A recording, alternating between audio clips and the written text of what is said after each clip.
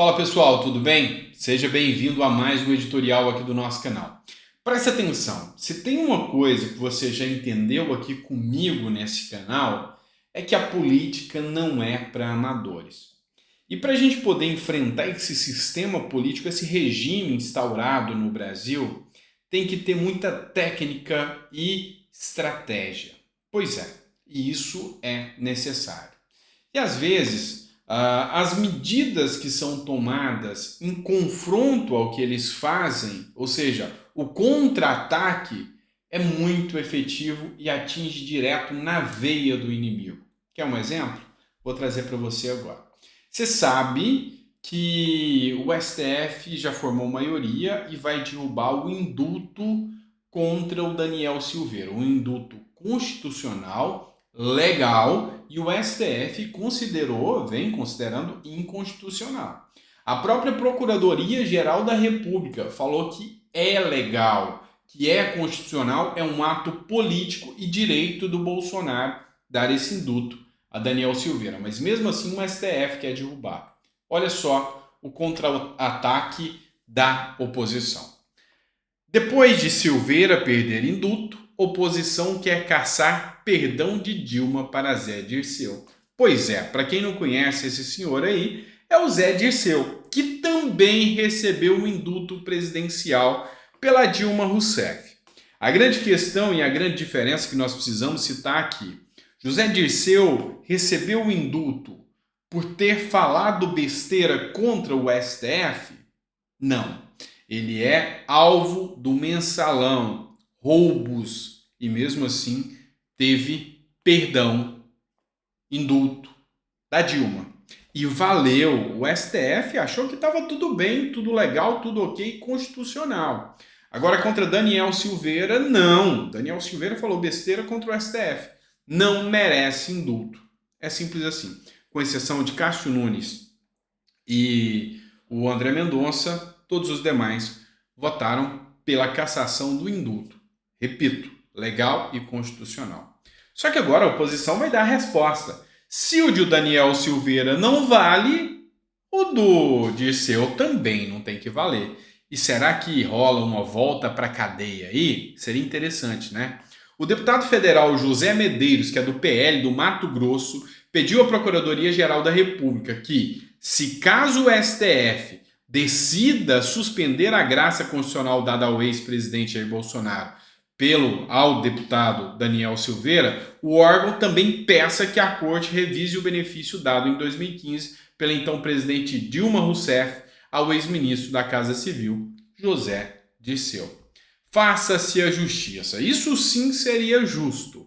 Isso sim seria legal, ou seja, tratar todos de forma isonômica, sem essa questão partidária. Afinal, o papel do STF não é esse. O papel do judiciário como um todo não é esse. Tomar partido, não. Isso é papel de político. Judiciário não deve ser político. A não ser em regimes ditatoriais, como na Venezuela, Cuba, Nicarágua e Brasil. Digo, pode ser que seja no Brasil, né? Mas vamos lá. Já que nós estamos falando do judiciário, bora falar do senhor ministro Gilmar Mendes. Olha só, ontem ele deu uma entrevista e nessa entrevista ele falou o seguinte: Curitiba gerou Bolsonaro. Curitiba tem o germe do fascismo, inclusive todas as práticas que desenvolvem investigações e só relfa, investigações atípicas, não precisa dizer mais nada.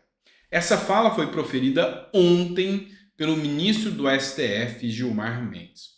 Vamos analisar hipóteses. Vamos dizer que Gilmar Mendes só esteja se referindo aos procuradores e aos integrantes da Justiça da Lava Jato, dizendo que eles são fascistas. Então, para você que está me assistindo, deixa eu deixar uma coisa bem clara para você. Vou deixar uma coisa clara. Quando alguém te chama de fascista, ele está cometendo calúnia, uma vez que fascismo é crime. Quando você chama alguém de comunista, você não está cometendo nada. Afinal, comunismo não é crime e tem gente que sente orgulho em ser comunista. Então está tudo bem. partir do momento que Gilmar Mendes diz em relação aos ministros, aos juízes e aos procuradores da Lava Jato que eles são fascistas, aqui há de se investigar e procurar confirmar se isso é uma calúnia. Afinal, Sérgio Moro fez uma brincadeira dizendo que ia comprar um habeas corpus do Gilmar Mendes numa festa junina. Pois é, está respondendo junto à PGR com possibilidade de prisão e perda do mandato. Será que o ministro poderia mandar os procuradores e os juízes que participaram da Lava Jato considerar todos esses como fascistas? Esse é o primeiro ponto. E se ele estivesse referendo a Curitiba como um todo, como cidade? Pode ele praticar esse tipo de ato contra uma cidade? Porque se fosse o Bolsonaro falando isso, imagina a situação. Imagina o ato de Bolsonaro dizendo: Curitiba é todo mundo fascista. Como seria a postura? Imagina qualquer um da direita falando isso. Imagina o Sérgio Moro dizendo isso. Você já imaginou o que ele responderia e como seria? Então isso aqui é para escancarar um pouquinho para você da hipocrisia que acontece em relação às pautas identitárias no Brasil. Mas não para por aí, não.